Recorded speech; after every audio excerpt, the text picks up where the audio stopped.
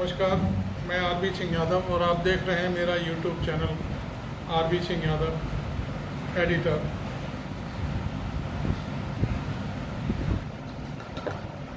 आज देश की बात करते हैं।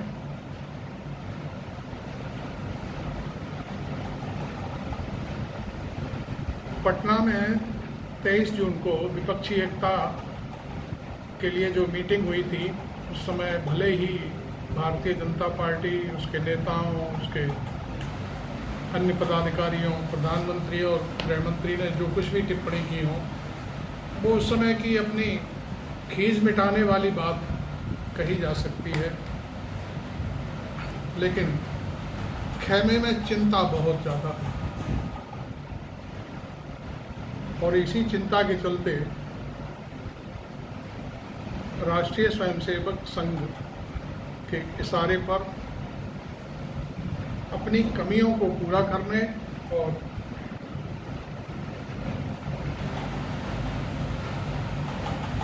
व्यापक रूप से सुधार करने के लिए केंद्रीय मंत्रिमंडल में फेरबदल, और यही नहीं, पार्टी के संगठन में भी फेरबदल करने की तैयारी चल रही है।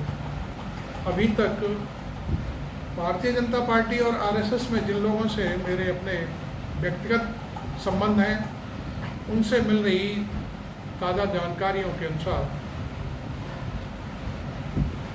नरेंद्र मोदी, अमित शाह और पार्टी अध्यक्ष नड्डा साहब, तीनों की गोपनीय बैठकों के हिसाब से लगभग आधा दर्जन के आसपास मंत्रियों को हटाकर उन्हें नई जिम्मेदारी दी जाने वाली है। और मंत्रिमंडल में कुछ नए चेहरों को लाने की जरूरत है, जो अपने बलबूते अपने समाज के वोटरों को बीजेपी की तरफ मोड़ सके। ऐसा पार्टी का एक अनुमान है। अब वो कहाँ तक खरे उतरेंगे ये तो वक्त बताएगा, लेकिन यह चिंता आरएसएस को भी है, बीजेपी को भी है, खासतौर पर मोदी जी को भी है, क्योंकि जो विपक्षी एकता बार बार एक बात कह रही है कि 37% पर प्रधानमंत्री नरेंद्र मोदी सरकार बनाए हुए हैं लगातार दो बार। यदि ये सारे संगठन एक हो गए तो 63% पहले भी वोट पड़ा है, और उस वोट के जरिए सत्ता मोदी जी के हाथ से जा सकती है। ये बड़ा एक विषम प्रश्न है और इसका हल किया जाना बहुत ज़रूरी है। मुझे जहाँ तक पता चला है, मेरा कोई दावा नहीं है, मुझे कोई लिखित में इंफॉर्मेशन नहीं है, लेकिन मुझे जो मंत्री हटाए जाने हैं उनके बारे में जो बात सामने आई है, उनमें निर्मला सीतारमण का नाम सबसे ऊपर है, जो इस समय वित्त मंत्री हैं। एक तो उन्होंने बराक ओबामा को लेकर के जो बयान दिया था वह भी गलती भरा था। इस पर मोदी जी ने कहा तो कुछ नहीं, लेकिन शायद इसी कड़ी में उनके पर कतरने की बात की जा रही है। दूसरा, मध्य प्रदेश से, खासतौर पर ग्वालियर से सांसद बने नरेंद्र सिंह तोमर, जो इस समय कृषि मंत्री हैं, उनको भी हटाने की चर्चा चल रही है। उनके हटाने के पीछे तर्क बहुत बड़ा है। तर्क ये है कि शिवराज सिंह और सिंधिया खेमा आपस में, और ख़ासतौर पर बीजेपी और सिंधिया खेमा आपस में तालमेल नहीं बिठा पा रहा है, इसलिए इनको हटाना ज़रूरी है, और हटा करके इनको शायद मध्य प्रदेश का पैचअप करने की बात चल रही है। पीयूष गोयल भी मंत्री पद से हटाए जा सकते हैं। ज़्यादा डिटेल तो मुझे नहीं मालूम, लेकिन इनका नाम भी चर्चा में है।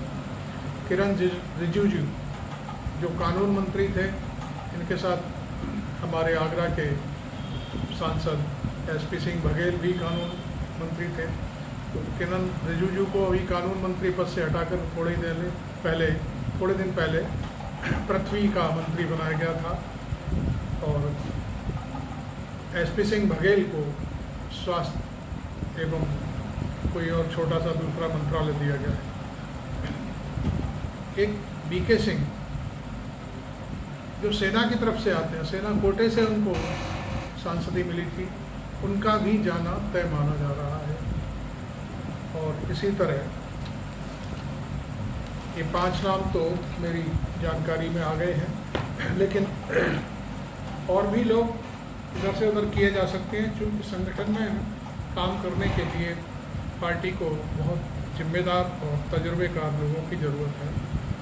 लिहाजा सुनने में आ रहा है कि इसको लेकर पार्टी में खासतौर पर मंत्रिमंडल के लोगों में खलबली मची हुई है।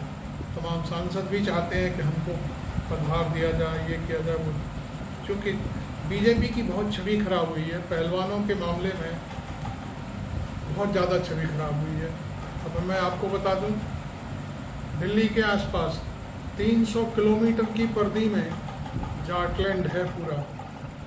हरियाणा, पंजाब, पश्चिमी उत्तर प्रदेश, राजस्थान, यहाँ से लगभग 70 से 80 तक सांसद आते हैं जिनको जाट वोट प्रभावित करता है। और ये बड़ी एक विडंबना भरी कहानी है कि प्रधानमंत्री नरेंद्र मोदी ने जाट जो पहलवान थे हरियाणा के, उनके ऊपर कोई टिप्पणी नहीं करी और एक सांसद को बचाने के लिए वो अपनी जिद पर अड़े रहे। हालांकि अब मामला पूरी तरह से कोर्ट में है। अब हमारा कहना भी इस मामले में कोई खास नहीं है। हालांकि जब समय था तब उन्हें इसके लिए कोई ना कोई रास्ता निकालना चाहिए था। तो ये एक उसकी भरपाई का भी पूरा मौका तलाश किया जा रहा है। हालांकि कभी कभी एक चर्चा चला दी जाती है कि जयंत चौधरी को मंत्री पद के बहाने पार्टी में शामिल किया जाए, लेकिन अभी कुछ देर पहले मैंने एक वीडियो बनाया, उसमें साफ किया था कि सतपाल मलिक से रालोद अध्यक्ष की बातचीत होती रहती है, लेकिन वो खास तौर पर कभी इस तरह की बात नहीं करते कि उनको वो अपना रालोद छोड़ करके और मंत्री पद ग्रहण करेंगे। इसलिए इस मामले में तो पूरी तरह से बात क्लियर कट है, लेकिन जो सांसद इस समय बीजेपी के पास हैं जाटलैंड के, उनको शायद कुछ पद नवाज कर पहलवानों के मामले में जो किरकिरी हुई है उसकी भरपाई की जा सकती है। इस मामले में आरएसएस बहुत चिंतित बताई गई है। इसके अलावा कुछ मामला मणिपुर का भी है, बहुत सारी चीज़ें हैं। पश्चिमी उत्तर प्रदेश में भी तमाम चीज़ें सामने आई हैं कि जो अपराध है वो नियंत्रण से बाहर होता जा रहा है। इस मामले में भी बहुत सारी चीज़ें हैं। खैर जो भी है, लेकिन उलटफेर की चर्चा ज़रूर चल रही है। इसलिए मैंने आपको ये थोड़ी जो भी मेरे पास सूचना है उसके बारे में अनौपचारिक बातचीत पेश की है। इससे मेरा किसी भी पार्टी को नुकसान पहुंचाना या कोई बात किसी को फ़ायदा पहुंचाने जैसी बात नहीं है। देश में इस समय जो घट रहा है, विपक्ष और बीजेपी, विपक्ष और मोदी, इस वर्सेस इस तरह का एनालिसिस पेश किया। Thank you very much. आपने मेरा चैनल अभी तक सब्सक्राइब नहीं किया है तो ज़रूर कर लें और आगे देखने के लिए आप इसको